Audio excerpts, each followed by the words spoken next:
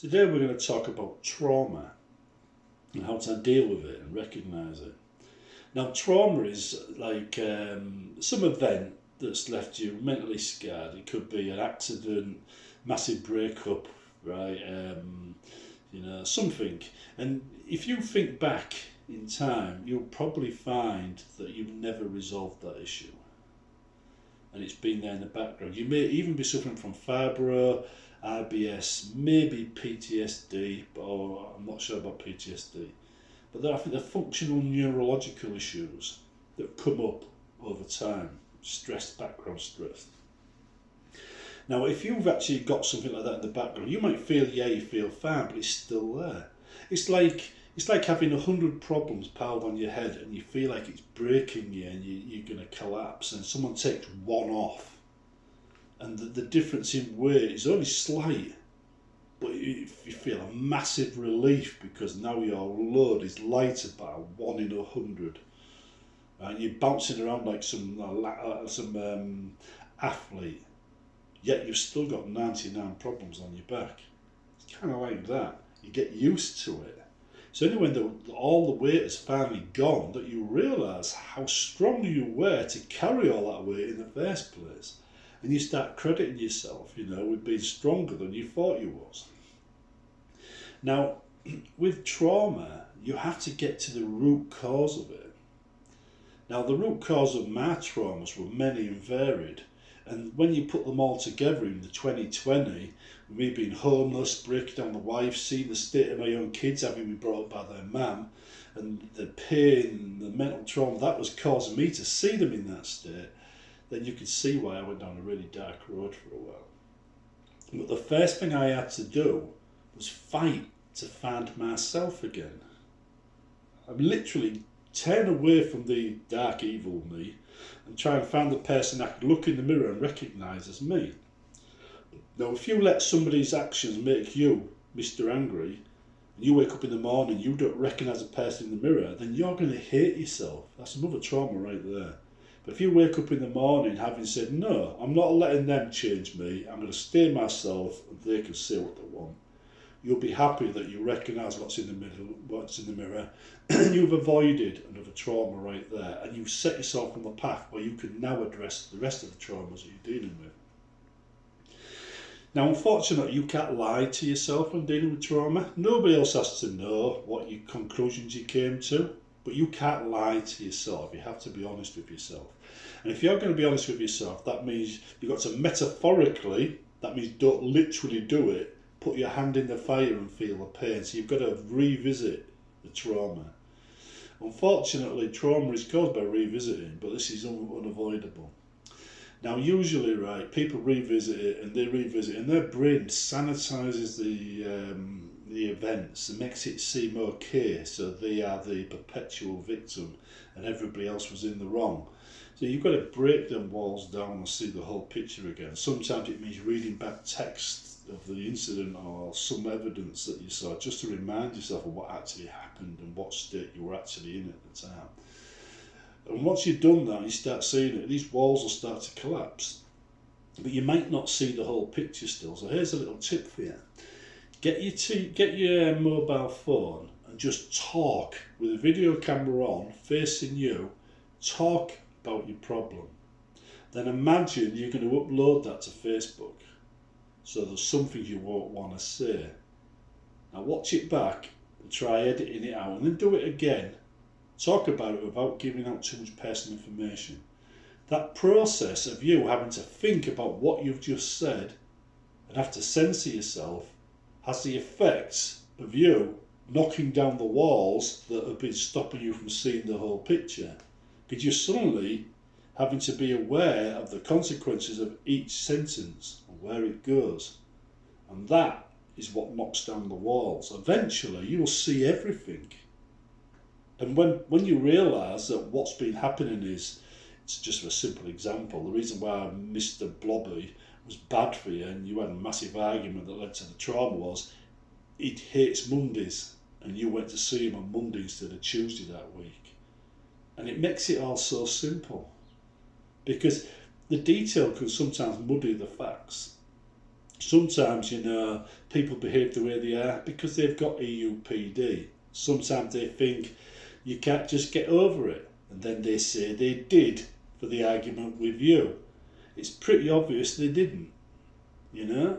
It's these kind of things that come to light once you've broken down them walls. And it's good when you look into a camera and you talk to yourself, because you get to revisit the thing and play it back and see a visual representation of it.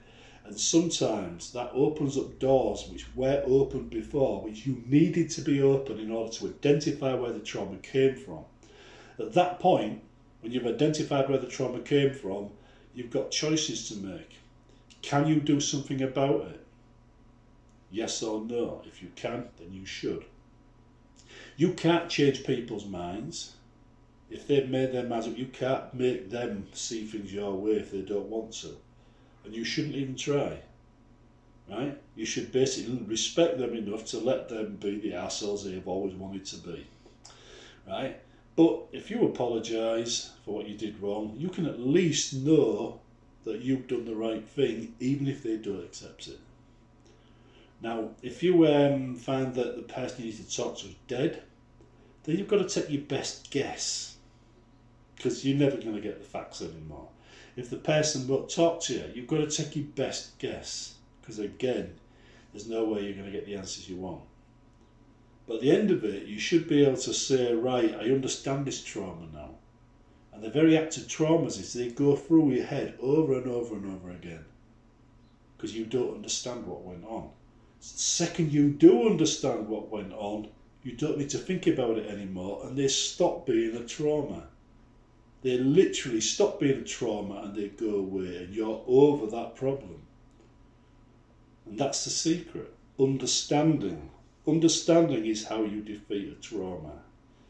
Now, sometimes it's complicated, and I think that's where the PTSD comes in, because it's complex PTSD, is it?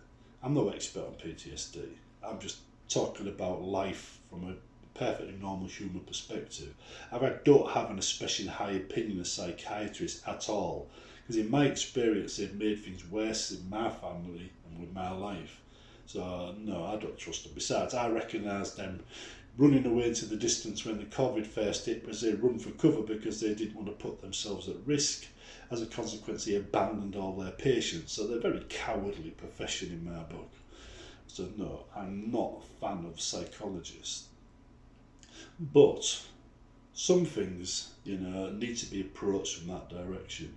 And this is one of them. And if you've got one of these complex situations, you might have to learn. You might actually go out there and have to read books on what's happened to you before you fully understand how you got to the stage you're at with the trauma. Sometimes, for instance, if you had an accident, you lost a limb, you might think, well, I lost a limb, that's the trauma. But is it?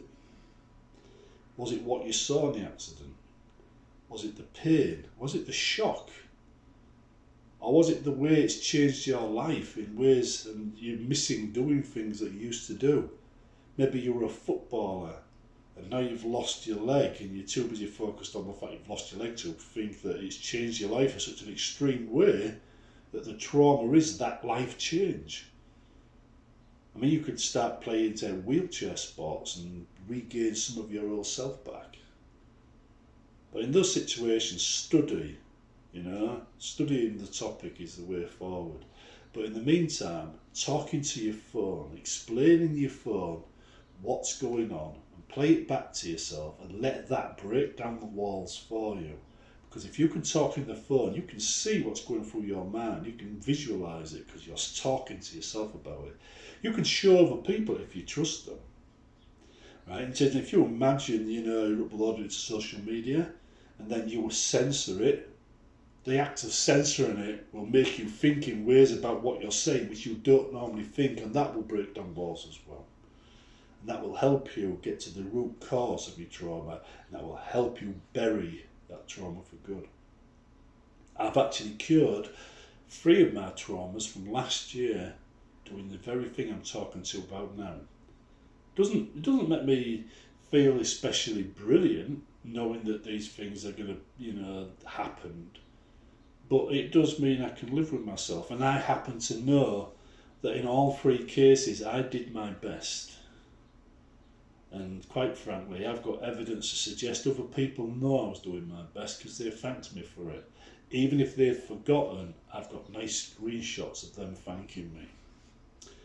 Don't know why I took those screenshots, but I did. But I guess deep down inside I was expecting the kind of ending that did happen, and it happened. So yeah, sometimes our subconscious knows even when our conscious doesn't. Anyway, see you in the next one.